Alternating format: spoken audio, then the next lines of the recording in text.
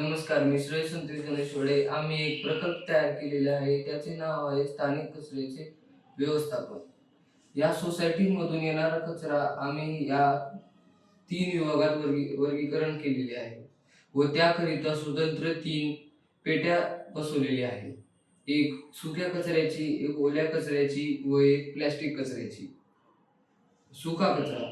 सुका कचरा आम्ही कचरा व्यवस्थापनाच्या कारखान्यात घेऊन जाऊन त्याचे रिसायकलिंग करून त्यापासून नवीन वह्या बनवतो व जे वेस्ट कागद आहे त्यापासून वह्याचे पुष्टे व पुस्तकांचे पुष्टे बनवतो. त्यानंतर ओला कचरा. ओला कचरा जो आहे तो या ट्रकमधून खतांची निर्मिती करण्यासाठी त्या एका जागेत घेऊन झाला असतो. कारण ओला कचरा विघटनशील असतो व तो शेतीसाठी व शेतकऱ्यांसाठीही लाभदायक ठरतो. प्लास्टिक कचरा. दैनंदिन जीवनात खूप प्रदूषण वाढलेले आहे. जल प्रदूषण, हवा प्रदूषण, प्लास्टिक प्रदूषण हे त्यामधले सर्वात हानिकारक प्रदूषण आहे. प्लास्टिक कचऱ्याचे विघटनही सहसा होत नाही व त्यामुळे त्याचे रिसायकलिंग करणे हेच महत्त्वपूर्ण ठरते.